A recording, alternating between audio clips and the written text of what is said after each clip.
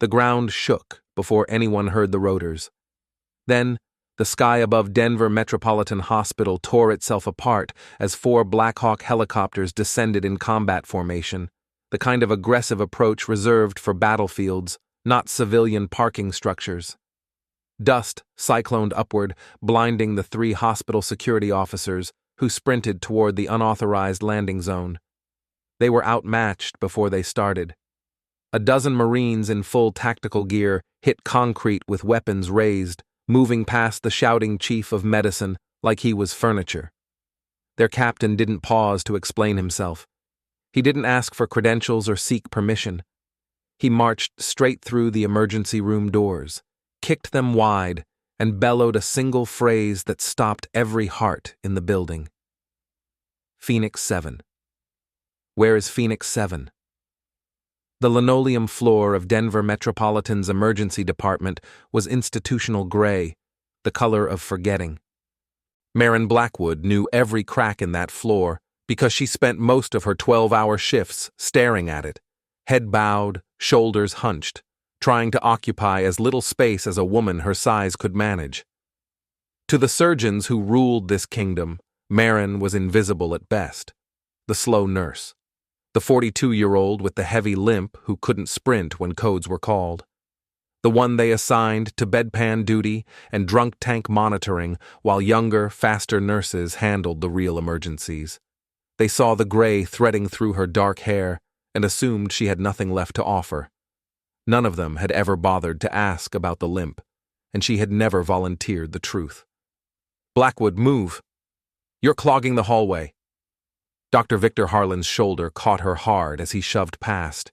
He was the hospital's golden boy, the trauma chief with magazine cover features, and an ego that could choke a stadium. His hands had saved hundreds of lives, and he made certain everyone knew it. The residents worshipped him, administration protected him, and he treated Maren like something scraped off his imported Italian shoes. She grabbed the nurse's station counter to keep from falling. Her left leg, the one held together by titanium and prayer, sang with the old familiar fire. "Sorry, doctor. Don't apologize. Be useful." Harlan threw the words over his shoulder without breaking stride. "Multi-vehicle pileup, 10 minutes out. If you can't keep pace, transfer to hospice. The dead don't need you to hurry." Nervous laughter rippled through the nursing station. 2 young residents exchanged amused glances. To them, Maren was scenery, a slightly broken fixture nobody had gotten around to replacing. She adjusted her scrubs and returned to organizing the supply cart. The insults slid off her like rain off aircraft aluminum. She had been screamed at by drill instructors on Paris Island, while her lungs burned from tear gas. She had been cursed in Pashto by dying warlords, while mortars shook the earth around her. Victor Harlan's cruelty was a paper cut compared to the wounds she carried. But she kept all of that buried. Here she was, just Maren, not Lieutenant Commander Blackwood, not the flight nurse who had pulled Marines from burning wreckage in 3 different war zones, certainly not the call sign that still appeared in classified after-action reports, the name she had spent 7 years trying to forget. Maren. Jenna, a young nurse with kind eyes and permanent dark circles, whispered as she rushed past with an armful of IV bags. "Ignore Harlan. He's wound tight because we've got VIP casualties incoming. Senator's daughter, apparently." "It's fine." It wasn't fine. But the words came out of Maren's mouth automatically, the verbal equivalent of making herself small. She watched the chaos of the emergency room with eyes that saw patterns invisible to everyone else. The patient in bed 3 was sliding toward septic shock before her monitors reflected it. The intern fumbling with the chest tube in bed 5 was angling wrong, about to puncture a lung. But Maren kept silent. She had learned the hard way that in civilian medicine, a limping nurse with graying hair wasn't supposed to diagnose. She was supposed to fetch warm blankets and stay out of the way. The automatic doors hissed open. Paramedics rushed in with a gurney carrying a teenage girl whose chest was painted with blood. Female 17, unrestrained passenger, blunt force trauma, possible flail chest, the lead paramedic shouted. Harlan materialized instantly, barking orders like a general commanding troops. Trauma Bay 1, now. Full panel, portable chest film. I want her typed and crossed before her blood pressure drops another point. Blackwood, stay clear. We need room to work. Maren pressed herself against the wall, hands clasped behind her back in a posture that felt like surrender. She watched Harlan work. His hands were quick and confident, but he was missing something. From her angle, Maren could see the girl's neck veins bulging against pale skin, the asymmetrical rise of her chest, the blood pressure tanking while her heart rate climbed in a pattern that didn't match simple blood loss. Tension pneumothorax, Maren's training whispered. Right side. Trachea is shifting. 30 seconds until cardiac arrest. She took a step forward. Doctor. Her voice was quiet but firm. Check her right hemithorax. The trachea is deviating. She needs needle decompression now. Harlan spun around, his face purple with rage. Did I ask you for a medical opinion? I am the trauma chief. You are a bedpan specialist who can barely walk a straight line.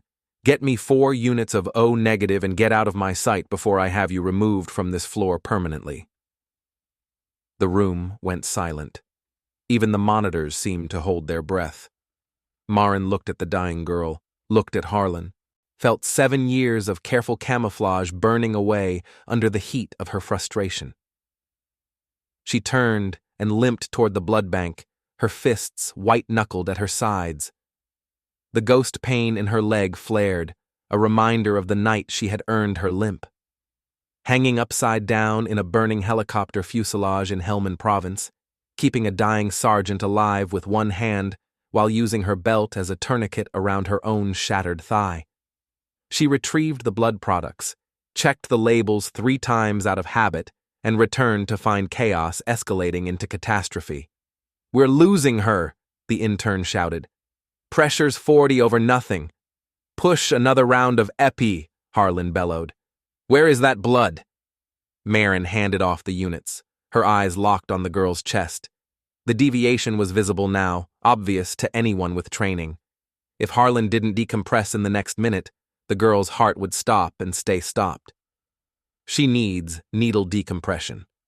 Right second intercostal space. Immediately. The words were louder this time. They carried across the trauma bay like a slap. Harlan stopped. He walked toward Maren slowly, deliberately invading her space, using his height and his authority like weapons. Get out. His voice was a hiss. You are relieved. Leave my trauma bay before I call security and have you escorted out of this hospital in handcuffs. Something flickered in Maren's eyes. For a fraction of a second, the tired nurse disappeared, replaced by something cold and dangerous and utterly unafraid. But she blinked, and it was gone. Yes, doctor. She turned and limped toward the break room, her uneven footsteps echoing beneath the screaming monitors. She knew what was coming. She knew Harlan wouldn't see it until it was too late. She was pouring herself a cup of burnt coffee when the building began to vibrate. It started as a hum in her bones, a frequency that bypassed her ears and spoke directly to her nervous system. Then the sound caught up, a deep rhythmic thunder that rattled the mugs on their hooks. Maren froze. She knew that sound the way she knew her own heartbeat.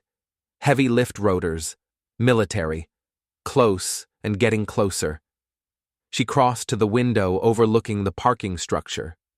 Her eyes went wide. 4 black shapes were descending through the gray Colorado sky, flying low and aggressive, nothing like the red and white medevac helicopters that visited this roof. These were matte black with minimal markings. UH-60 Blackhawks in combat configuration. The intercom crackled with a terrified receptionist's voice announcing unauthorized aircraft landing in the parking lot. Down in the emergency room, the panic shifted from the coding patient to the windows. Staff and patients crowded against the glass, watching the impossible scene unfold. "Is this a terrorist attack?" someone screamed. "It's a drill," Harlan shouted, trying to project authority he didn't feel. "Everyone stay calm and focus on the patient." But staying calm was impossible. The lead helicopter touched down so aggressively, its rotor wash flipped a parked sedan onto its side. Before the wheels fully settled, side doors flew open and men began pouring out. Maren counted them automatically. 12 operators in full tactical kit, plate carriers, suppressed carbines, fast helmets with integrated communications. These weren't National Guard weekend warriors. The insignia on their shoulders, a trident through a shield, marked them as Tier 1 assets, raiders. Her stomach dropped. Something had gone very, very wrong. The emergency room doors didn't open. They exploded inward, one of them cracking off its hinges from the force of the kick. 3 Marines entered first, sweeping the room with their weapons in that fluid, practiced manner that turned violence into choreography. Nobody move. Hands visible. Do exactly as you're told. The voice belonged to a giant of a man, easily 6'5", with a scar that bisected his left eyebrow and eyes that had clearly seen things that would break lesser humans. He moved through the frozen staff like a shark through still water. Harlan stepped forward, his arrogance reflexive even in the face of armed men. This is a hospital. You can't barge in here with weapons. I have a patient dying in that bay. I demand to speak to whoever is in charge of this circus. The giant didn't argue. He simply extended one arm and shoved Harlan backward so hard the surgeon stumbled into a crash cart, sending equipment clattering across the floor. I am Captain Declan Vance, United States Marine Corps. I am not here for your patient, doctor. I am here for my soldier. Your soldier? Harlan's voice cracked. We don't have any military admits. You have the wrong hospital. Vance ignored him. He keyed his radio, spoke briefly, then pulled a folded document from his tactical vest. I am looking for a former service member employed at this facility. This is a matter of national security. The room held its breath. Her name is Maren Blackwood, but in the Corps, she was called Phoenix 7. The silence that followed was absolute. Then slowly, heads began to turn toward the back of the nursing station, toward the break room door. Harlan let out a disbelieving laugh. Blackwood, the crippled nurse who empties bedpans? You landed 4 helicopters for her? Captain Vance took one step toward Harlan. The temperature in the room seemed to drop 10 degrees. Watch your tone, civilian. You are speaking about a recipient of the Navy Cross. Maren stood in the break room doorway. She had heard everything. Her heart was slamming against her ribs with a force she hadn't felt in years. Phoenix 7. She hadn't heard that name since the day she signed her discharge papers. She had buried it so deep she sometimes wondered if that woman had ever really existed. But she recognized the look on Captain Vance's face, the tension in his squad, the barely contained desperation beneath the professional facade. Someone was dying. Someone important. She pushed the door open. The hinge squeaked like a gunshot in the silence. I'm here. Every eye in the room locked onto her. She saw Harlan's jaw go slack with confusion. She saw the young intern Chen staring like he was watching a magic trick. She saw Jenna's eyes fill with tears of something that might have been vindication. Captain Vance turned. When he saw her, the hard lines of his face softened for just a moment. He took in the gray in her hair, the exhaustion around her eyes, the way she favored her left leg. But he didn't see weakness. He saw something else entirely. His boots slammed together. His hand snapped to his brow in a salute so crisp it made the triage nurse flinch. Ma'am, Captain Declan Vance, 2nd Reconnaissance Battalion. We have a catastrophic situation in the field. Mass casualty event involving a covert unit 30 miles northwest in a ravine called Black Rock Canyon. They're pinned down. Our flight surgeon is dead. Medevac can't land in the terrain, but we can hover and extract. We need a flight nurse combat certified for high-angle rescue. We checked every database. You're the only one in the region with the rating. Maren stared at him. Captain, I haven't flown in 7 years. My leg is barely functional. We don't need your legs, ma'am. We need your hands and your head. There are 8 Marines bleeding out on that mountain right now, and one of them is a general's son. The survivors wouldn't let anyone touch them until we found you. They're asking for Phoenix 7 by name. They said you served with their commander in Fallujah. The blood drained from Maren's face. Is it Owen Pierce? Vance nodded grimly. Commander Pierce took a round to the abdomen and has shrapnel in his neck. He's critical. Maren didn't hesitate. 7 years of hiding evaporated in an instant. The slow nurse, the woman who apologized for existing, the invisible fixture of Denver Metropolitan's emergency room, vanished completely. In her place stood Phoenix 7. She looked at Vance. My gear is gone. I don't have a kit. Full trauma loadout on the bird. We leave in 90 seconds. She nodded and stepped forward, her limp pronounced but her movement utterly purposeful. Blackwood. Harlan's voice was shrill with indignation. You cannot leave. You are on shift. If you walk through those doors, you are terminated. Do you understand me? Fired. Maren stopped. She turned slowly to face the man who had humiliated her for 2 years, who had mocked her disability and dismissed her experience and made her feel like something less than human. She walked directly up to him. She reached into her pocket, pulled out her hospital ID badge, and tucked it into the breast pocket of his pristine white coat. Dr. Harlan. That girl in Trauma Bay 1 has a tension pneumothorax. Perform needle decompression immediately, or you will be explaining to her senator father why his daughter died while you were too proud to listen. And as for terminating me? She smiled, and it was colder than the January wind howling outside. I quit. She turned to Captain Vance. Get me to that bird. The interior of the Blackhawk was a sensory assault of noise, vibration, and jet fuel fumes. The moment the doors sealed and the helicopter banked hard over the Denver skyline, the hospital ceased to exist.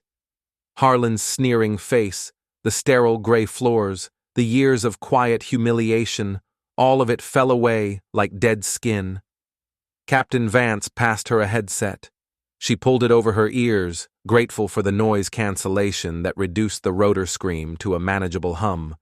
He pointed to a duffel bag secured to the floor webbing.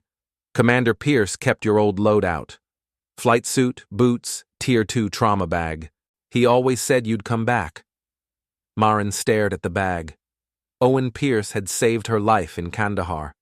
He had carried her 3 miles on his back after the RPG turned their helicopter into a fireball. He had kept her gear for 7 years, waiting for a moment that might never come. She unbuckled her harness and began stripping off her hospital scrubs without ceremony or modesty. She had spent too many years in military aircraft to care about changing in front of combat troops. The flight suit was loose. She had lost muscle mass since her discharge, but the familiar weight of the fabric settled around her like armor. She laced the tactical boots, gritting her teeth as she tightened the left one over the mass of scar tissue at her ankle. Sit rep, Captain. Her voice had changed. The raspy apologies of Nurse Blackwood were gone, replaced by the clipped authority of an officer accustomed to commanding chaos. Vance passed her a tablet with terrain maps. Training exercise in the Rockies. Unit was practicing high-altitude survival and evasion.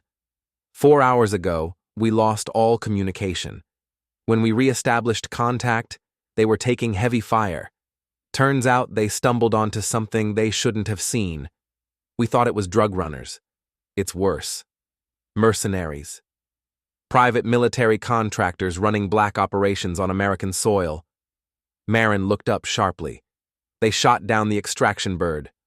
Osprey went down hard in Black Rock Canyon. The terrain is vertical. We can't land. We have to hover and winch you down. Maren studied the topography. The contour lines were stacked so tight they formed a solid mass. It was a nightmare extraction zone. How many casualties? 8 confirmed. 4 critical. Pierce has an abdominal gunshot wound and shrapnel lacerations to the neck. The corpsman died in the crash. Pierce is the senior officer, but he's incapacitated. Command has fallen to a private named Connor Wells. She looked at Vance. General Wells's son. The captain nodded. He's green. He's terrified. He kept screaming into the radio for Phoenix 7 because his father told him stories about you since childhood. Maren closed her eyes. Politics and warfare, always bleeding into each other. Time to target? 4 minutes. The pilot's voice crackled through the headset. Weather is deteriorating fast, blizzard front moving in from the north, visibility is dropping. If we don't insert you in the next 8 minutes, we abort. Maren looked out the porthole. The green valleys below had given way to the jagged white teeth of the Rocky Mountains. Gray clouds swirled around the peaks like circling wolves. The old fear clawed at her stomach. The last time she had been in a helicopter over hostile terrain, she hadn't walked away from the landing. The memory came unbidden. Kandahar, the heat, the smell of burning fuel and blood, the RPG that turned night into fire. Spinning, falling, the impact that shattered her leg and her world.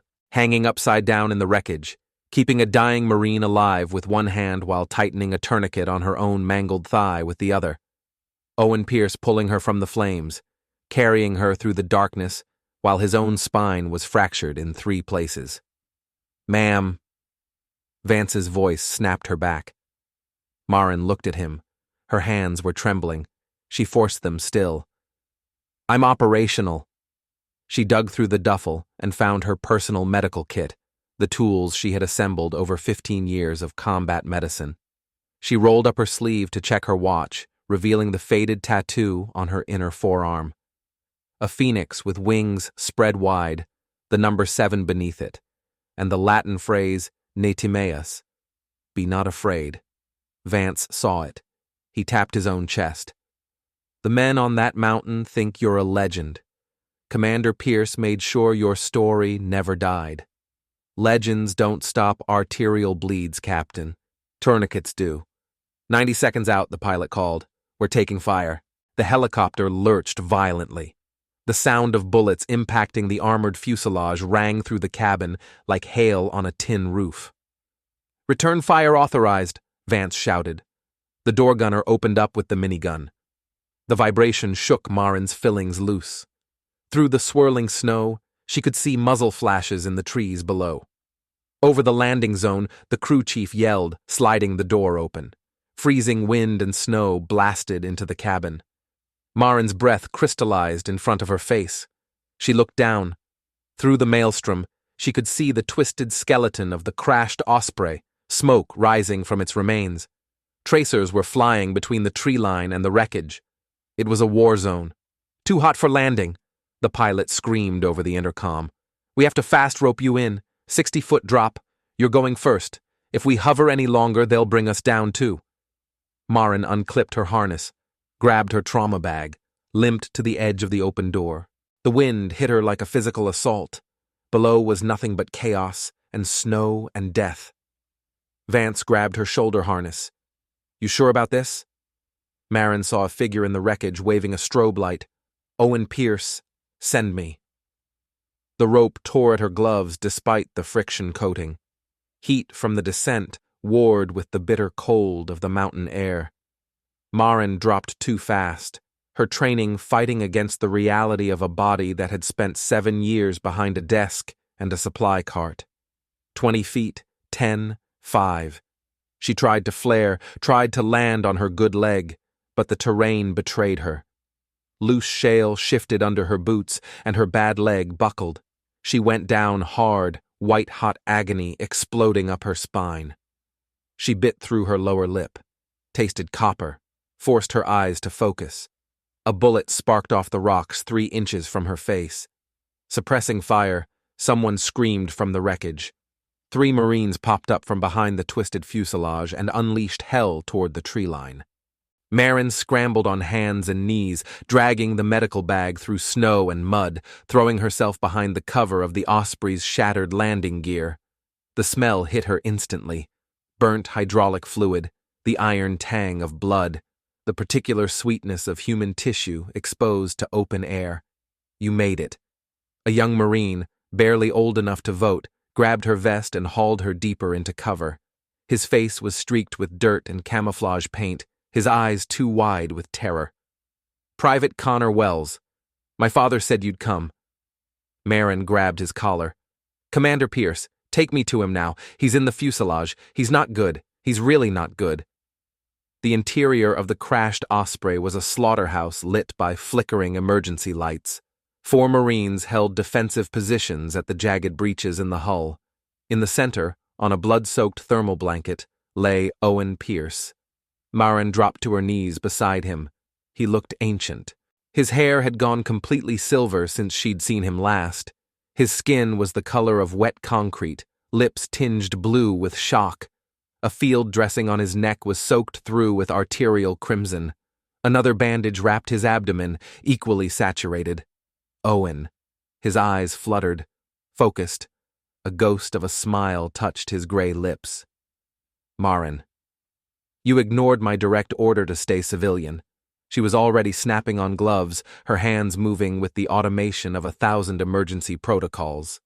Since when do I follow your orders? She peeled back the neck dressing, jagged shrapnel laceration. The carotid was intact, but the jugular was compromised. Controllable with pressure. The belly wound was the killer. Wells, pressure here. She guided the private's hands to the neck wound. You do not let up. You do not move. His life is in your hands. Understand? Yes, ma'am. She cut away Pierce's shirt. Single entry wound below the ribs. No exit. The bullet was still inside, bouncing around, shredding organs. His abdomen was rigid with internal bleeding. Blood pressure 50 over systolic. A Marine with a splinted arm reported from a portable monitor. She started a wide-bore IV. Owen's hand grabbed her wrist. His grip was shockingly strong. The laptop. In the cockpit. You have to destroy it. Coordinates for the prototype. Later. Number. His voice was urgent despite the weakness. Not drug runners. Private military. They want that drive. If they get it, they kill everyone. Save the boy. Wells. Get him out. Leave me. Maren leaned close to his ear. Owen. I walked away from the most satisfying resignation of my life to be here. I am not leaving without you. You're going to survive this even if I have to drag you out by your spine. A mortar round detonated just outside the hull. The concussion wave picked Maren up and slammed her into the bulkhead. Her vision went white, then black, then resolved into chaos and screaming. She shook her head. Her ears were ringing. Wells was on the ground, dazed. Pierce was unconscious, and standing in the breach in the hull, silhouetted by snow and muzzle flashes, were 3 figures in high-end tactical gear. Night vision, suppressed submachine guns, not ragtag criminals, professionals. One of them raised his weapon toward the unconscious general's son. Maren's body moved before her mind caught up. 15 years of training overriding conscious thought. She grabbed the flare gun from the emergency kit on the wall, aimed, fired. The phosphorus round caught the lead mercenary in the chest. His armor stopped penetration, but the flare ignited anyway, 3,000 degrees of blinding white fire engulfing his vest. The man screamed, dropping his weapon, thrashing as he burned. The other 2 flinched, their night vision overwhelmed by the sudden magnesium glare. Door! Maren screamed. Captain Vance dropped through a breach in the ceiling like an avenging angel, combat knife already in hand. He landed on the second mercenary, and the blade found its target before they hit the ground. Maren didn't watch the rest. She was already back at Pierce's side. I need light. Someone get me light. The firefight had pushed outside. Vance's team was driving the mercenaries back up the ridge. Maren had a window. Maybe 3 minutes. Maybe less. Pierce's heart stopped. Starting compressions, Wells shouted, positioning himself over Pierce's chest. Slower. Let the chest recoil. Maren grabbed her scalpel. And stop. What? She needed to cross-clamp the aorta, stop the internal bleeding long enough to get him to a hospital. Doing it here, in a frozen, bloody wreck, was functionally insane. He dies if you don't, her training whispered. Get me the betadine. Pour it everywhere. Hold that flashlight steady. What are you doing? I'm opening his chest. She made the incision. A long vertical cut through sternum and muscle. Blood didn't flow. His pressure was 0. Nothing left to bleed. She used the spreader to crack his chest. The sound of ribs separating made Wells vomit, but he kept the light aimed. Maren reached into the chest cavity of the man who had saved her life. Her hands were warm in the strange intimacy of emergency thoracotomy. She found the descending aorta, clamped it against his spine with her fingers. Episode 1 milligram. Now. The Marine with the broken arm fumbled the syringe into the IV. Maren squeezed the heart manually. Once, twice, 3 times. It felt like a dead thing in her hands, limp and still. Come on, Owen. Not like this. Not in the snow. She squeezed again. Thump. A flutter against her palm. Thump. Thump. The heart began beating on its own. Weak, irregular, but beating. I have a rhythm. Move him now. By clamping the aorta, she had sacrificed his lower body to save his brain and heart. A desperate gamble. A borrowed minute. She keyed her headset. Vance. Status. Hostiles retreating but regrouping. 3-minute window before they bring up heavy weapons. Pierce is critical, but stable. We need extraction now. The pilot's voice cut in. Weather is 0 visibility. I cannot see the ground. Follow my voice. Maren grabbed a smoke canister and hurled it through a gap in the hull. Green smoke billowed upward, a beacon in the chaos. The roar of the Blackhawk increased. The downdraft nearly flattened them. The rescue basket descended from the hovering aircraft. Get him loaded, Maren ordered. They wrestled Pierce into the basket, a clumsy, desperate struggle. Maren ran alongside, one hand on the clamp protruding from his chest. She hooked her own carabiner to the hoist cable above the basket. She would not ride separately. She would not lose sight of him for a single second. The cable lifted them off the ground. 30 feet up, swinging wildly in the wind, a bullet sparked off the basket rail. 50 feet up, the winch jammed. Hydraulic failure, the crew chief screamed. Secondary system is down. I can't pull you up. They hung suspended in the void. Below, mercenaries were emerging from the trees, looking up, taking aim, sitting ducks. Manual crank will take 4 minutes. They're setting up an RPG, Vance's voice crackled from the ground.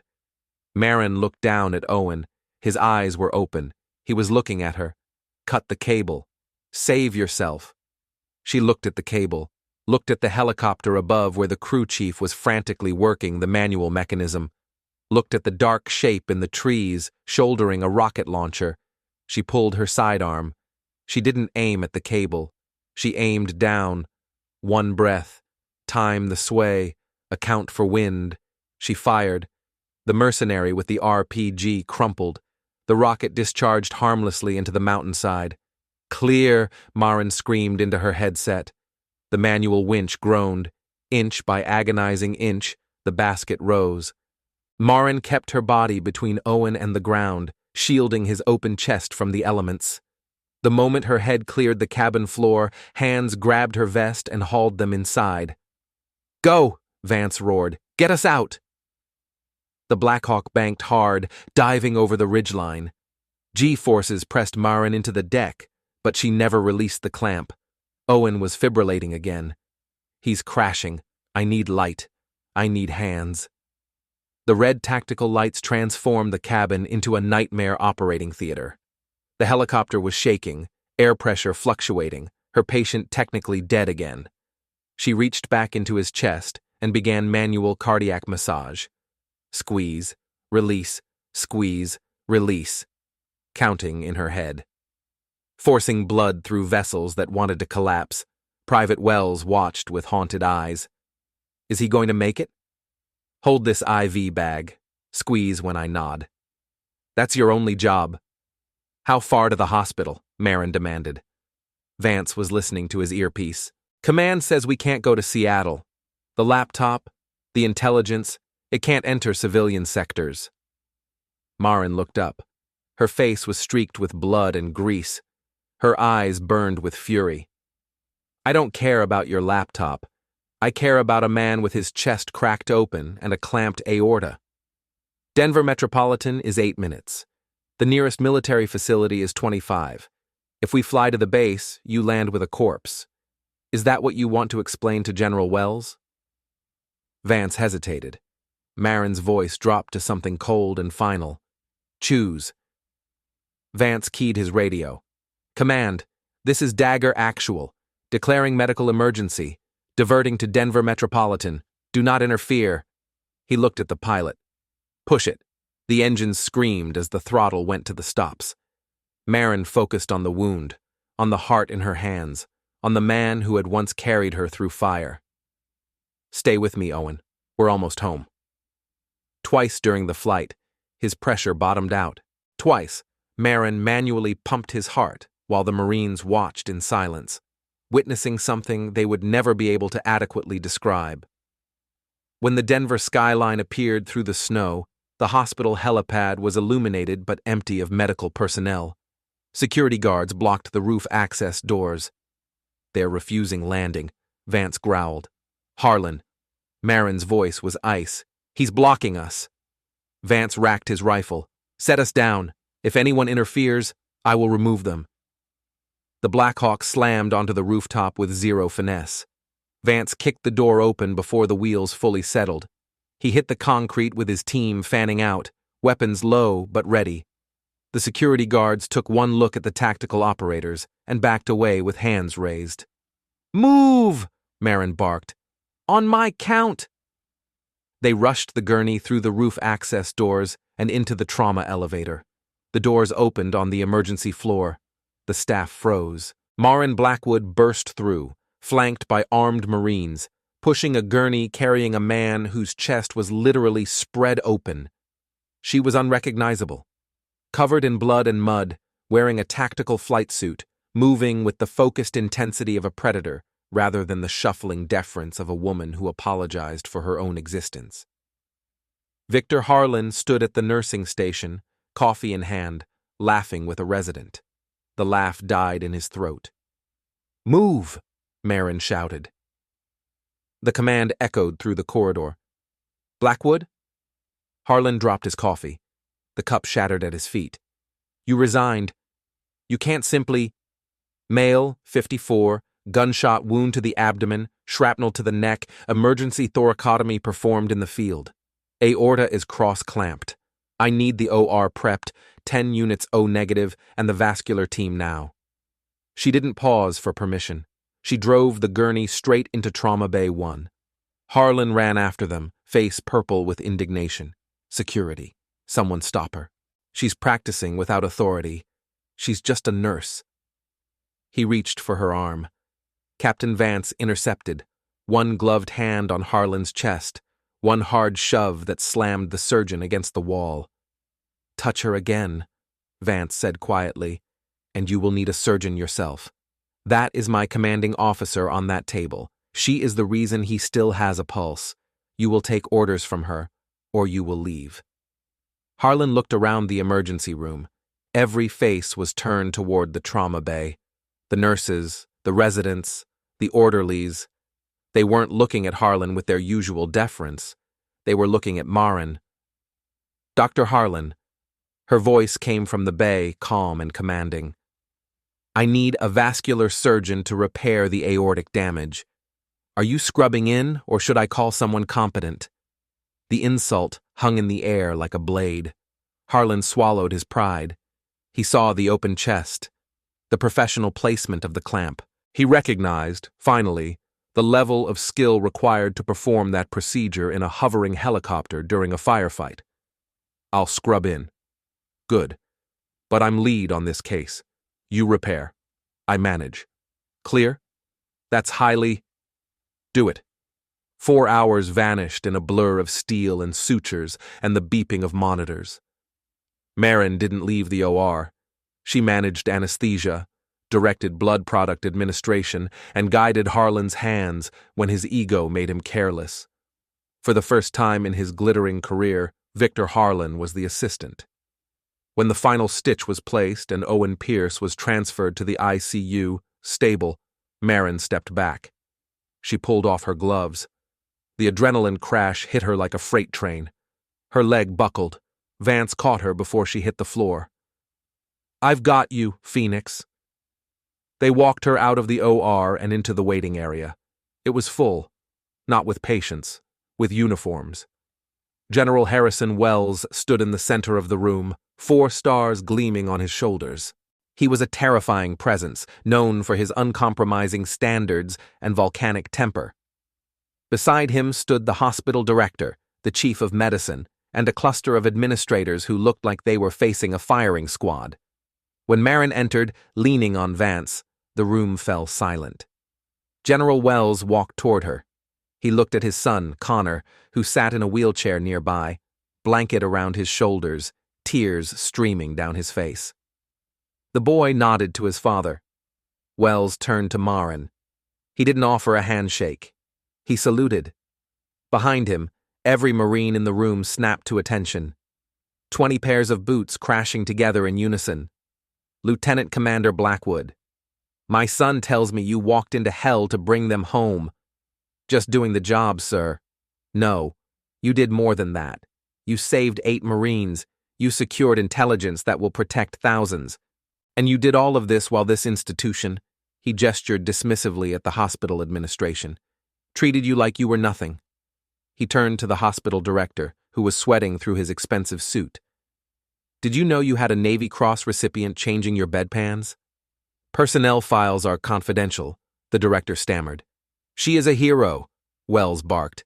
And as of this moment, she is reactivated. The Navy wants her back. The Corps wants her back. She will not be fetching blankets for you any longer. He turned back to Maren. If you want it, the position of Chief Instructor at the Joint Special Operations Medical Training Command is yours. Colonel's rank. Full authority. You would be training the next generation of combat medics. Maren looked at the general. Then she looked across the room. Victor Harlan stood in the corner. He looked diminished, deflated. He had watched the woman he had mocked for 2 years command a room full of special operations warriors. He had watched her perform miracles he couldn't have imagined. And he understood, finally, exactly how badly he had misjudged her. Maren let go of Vance's arm.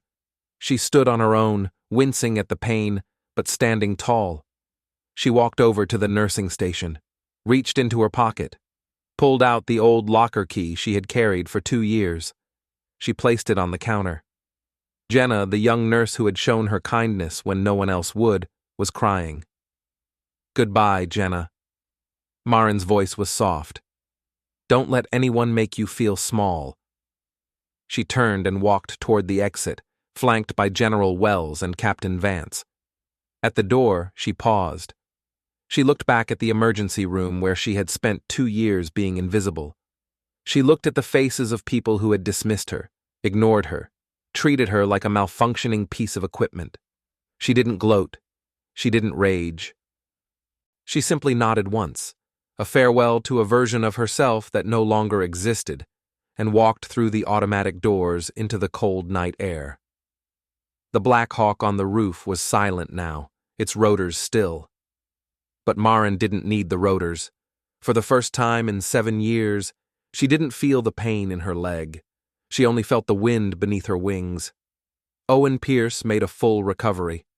He retired to a cabin near the training compound where Maren taught young medics the lessons she had learned in fire and blood. Victor Harlan resigned 6 weeks later. His reputation never recovered from the night the hospital learned he had bullied a living legend.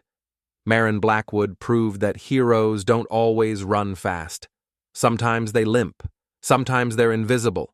Sometimes they spend years in the shadows, waiting. But when the call comes, when the sky tears open and duty demands everything, they rise. She was no longer defined by the titanium pins in her leg or the years of quiet humiliation. She was defined by the lives she refused to surrender. In the end, the scars we carry are not proof of weakness. They are evidence that we survived to fight another day, to lift others when they cannot lift themselves, to answer when our name is called. Phoenix 7 had risen from the ashes, and she was just getting started.